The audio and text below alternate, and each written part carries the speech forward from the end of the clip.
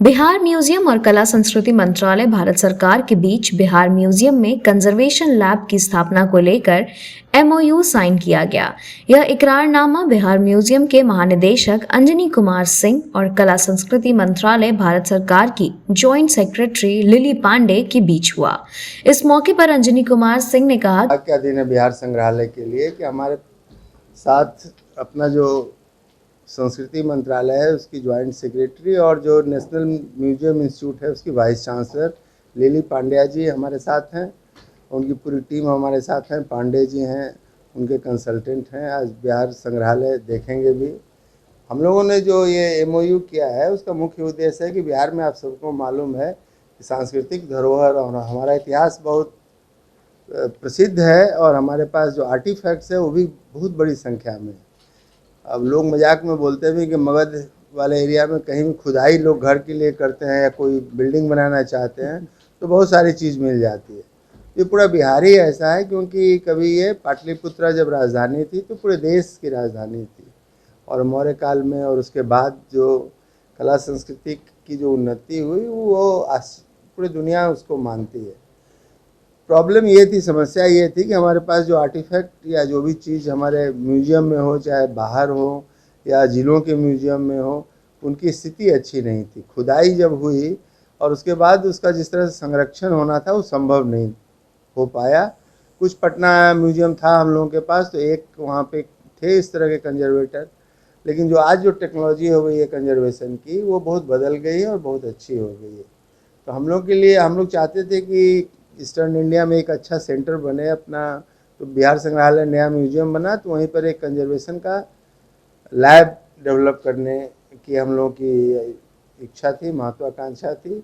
इसमें इनका ये संभव नहीं होता अगर हम नेशनल म्यूजियम इंस्टीट्यूट हम लोगों को इसमें गाइडेंस नहीं देता, क्योंकि हर चीज़ को नया चीज़ करने के लिए जो लोग पहले से काम कर रहे हैं उनको बहुत सारा अनुभव होता है।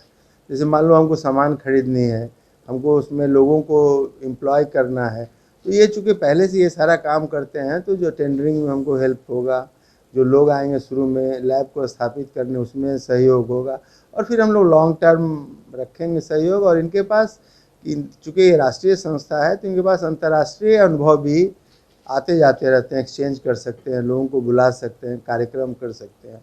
तो बिहार म्यूजियम और एनएमआई ने मिलकर यह एक नया प्रयास किया है। हम लोग एक अच्छा कंजर्वेशन लैब बनाना चाहते हैं। अपने देश में ही इसकी समस्या है। जो 2-3 संस्थाएं हैं जो इस काम में लगी हुई हैं, एनएलआरसी है, कुछ नेशनल म्यूजियम के पास है, कुछ छत्रपति शिवाजी के पास है, लेकिन जो कैपेसिटी है वो इंडिया को कैटर करने के लिए सफिशिएंट नहीं है। एक पार्ट तो ये है। सेकेंड पार्ट है ये अच्छा आय का भी साधन बनता है।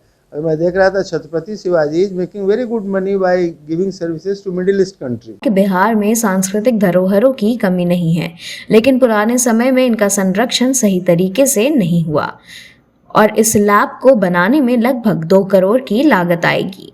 वहीं कला संस्कृति मंत्रालय भारत सरकार की जॉइंट सेक्रेटरी लिली पांडे ने जैसा कि सर ने कहा कि conservation is a very important subject in this field और हमारे पास नेशनल म्यूजियम इंस्टीट्यूट में एक डिपार्टमेंट है कंजर्वेशन का और ये कंजर्वेशन लेबोरेटरीज जो हैं वो बहुत ज़्यादा हैं नहीं इस देश में और इसलिए ये आवश्यक है कि बिहार म्यूज़ियम के पास एक बहुत अच्छा सेंटर हो। ये नेशनल म्यूज़ियम इंस्टीट्यूट के लिए भी बहुत बड़ी अपॉर्चुनिटी है और अब ये फैसला है कि नेशनल म्यूज़ियम इंस्टीट्यूट को इंडियन इंस्टीट्यूट ऑफ हेरिटेज में तब्दील किया जाए। Very good decision. And then the Department of Conservation will become a much bigger department and will also try to develop expertise and competencies and capabilities. और ये जो हमारी आज MOU हुई है, we look forward to this partnership as a representative example for all the people who want to make museums and want to get into the field of museology and conservation.